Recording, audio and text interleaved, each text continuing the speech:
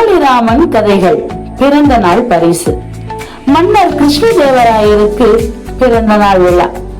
நகரமெல்லாம் தோரணம், வீடெல்லாம் அலங்காரம். மக்கள் தங்கள் பிறந்த நாள் போல மன்னரின் பிறந்த நாளை மகிழ்ச்சியோடு கொண்டாடினர். முதல் நாள் இரவே வீதிகள் தோறும் ஆடல் பாடல் நிகழ்ச்சிகள், வான வேடிக்கைகள், அரண்மனையில் வெளிநாடுகளில் இருந்து வந்த தூதுவர்கள் விருந்து என ஏகதளவுடலாக நடந்து கொண்டிருந்தது. மறுநாள் அரசு சபையில் அரசருக்கு மரியாதை செலுத்துதல் நடந்தது. முதலில் வெளிநாடுகளில் இருந்து வந்த அரச பிரதானிகள் தங்கள் நாட்டு மன்னர்கள் அனுப்பிய பரிசுகளை தந்தனர். பிறகு அரச பிரதானிகள் பொதுமக்கள் மன்னருக்கு பரிசளித்து மரியாதை செலுத்தினார்கள். அதன் பிறகு அரசரின் நெருங்கிய நண்பர்கள் தங்களது பரிசுகளை அளித்தனர். அப்போதுதான் பெரியதொரு பொட்டலத்துடன் தெனாலிராமன் உள்ளே நுழைந்தார். அரசர் உட்பட எல்லோரும் விழிப்போடு பார்த்தனர். மற்றவர்களிடம் பரிசுகளை வாங்கி தன்னருகே வைத்த மன்னர் தெனாலிராமன் கொண்டு வந்த பரிசு பொட்டலம் மிக பெரியதாக இருந்ததால் அவையில் உள்ளவர்கள் ஆவலோடு என்ன பரிசு என்று பார்த்ததால் அந்த பொட்டலத்தை பிரிக்கும்படி தெனாலிராமனிடம் கூறினார் அரசர். தெனாலிராமன் தயங்காமல் பொட்டலத்தை பிரித்தார். பிரித்து கொண்டே இருந்தார். பிரிக்க பிரிக்க தாழை மடல்கள் காலடியில் சேர்ந்தனவே தவிர பரிசு பொருள் என்னவென்று தெரியவில்லை. அதனால் எல்லோரும் ஆவலுடன் கவனித்தனர்.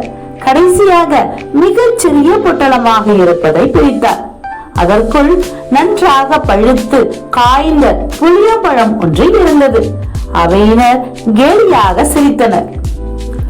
அரசர் கையமர்த்தி சிரிப்பு அடங்கியவுடன் தெனாலிராமன் கொடுத்த பரிசு சிறியதாக இருக்கலாம், அதற்கு அவர் கொடுக்க போகும் விளக்கம் பெரியதாக இருக்கும் அல்லவா என்று அவையினரை பார்த்து கூறிவிட்டு தெனாலிராமன் பக்கம் திரும்பினார். தெனாலிராமா, இந்த சிறிய பொருளை தேர்ந்தெடுத்ததன் காரணம் என்ன என்று கேட்டார். அரசே, ஒரு நாட்டை ஆளும் மன்னர் எப்படி இருக்க வேண்டும் என்ற தத்துவத்தை விளக்கும் பழம் புளியம்பழம் ஒன்றுதான். மன்னராக இருப்பவர் உலகம் என்ற புளிய மரத்தில் காய்க்கும் பழத்தை போன்றவர். அவர் பழத்தின் சுவையை போல இனிமையானவராக இருக்க வேண்டும். அதே நேரத்தில் ஆசா பாசங்கள் என்ற புளியம்பழ ஓட்டில் ஒட்டாமலும் இருக்க வேண்டும் என்பதை விளக்கவே இந்த புளியம்பழத்தை பரிசாக கொண்டு வந்தேன். புளியம்பழமும் ஓடும் போல இருங்கள் என்றார் தெனாலிராமன். அவையினர் கைத்தட்டி ஆரவாரம் செய்தனர்.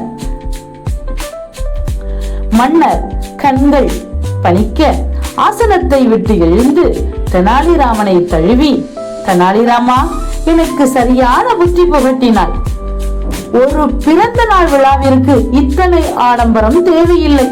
பொக்கிஷ பணமும் பொதுமக்கள் பணமும் வீணாகும்படி செய்துவிட்டேன். உடனே விசேஷங்களை நிறுத்துங்கள். இனி என் பிறந்த நாள் என்று கோயில்களில் மட்டுமே அர்ச்சனை ஆராதனை செய்யப்பட வேண்டும். அவசியமில்லாமல் பணத்தை ஆடம்பரமாக செலவு செய்யக்கூடாது என உத்தரவிட்டார். தெனாலிராமனின் துணிச்சலையும் சாதுரியத்தையும் எல்லோரும் பாராட்டினர். அரசர் தனக்கு வந்த பரிசு பொருட்களில் விலை உயர்ந்தவற்றை எடுத்து தெனாலிராமனுக்கு பரிசாக தந்தார். நன்றி. This video sponsored by BuyMode e-shopping. இந்த ஆப்பை Play Storeல டவுன்லோட் செஞ்சு நம்ம வீட்டுக்கு தேவையான மளிகை பொருட்களை நம்ம வாங்கிக்கலாம். பொருட்கள் தரமாகவும் விலை குறைவாகவும் வாங்கிடலாம். டெலிவரி மிக விரைவாகவே வீட்டிற்கு அனுப்பி வைக்கிறாங்க. மற்ற முன்னணி ஆப்ஸோட இந்த BuyMode ஆன்லைன் ஷாப்பிங் ஆப்பை கம்பேர் பண்ணி கூட நீங்க பொருட்களை வாங்கலாம். ஒரு முறை வாங்கி பாருங்க. பொருட்களோட தரத்தை பார்த்து தொடரலாமா அப்படின்னு முடிவு பண்ணுங்க. One of the best online shopping BuyMode e-shopping. Thank you.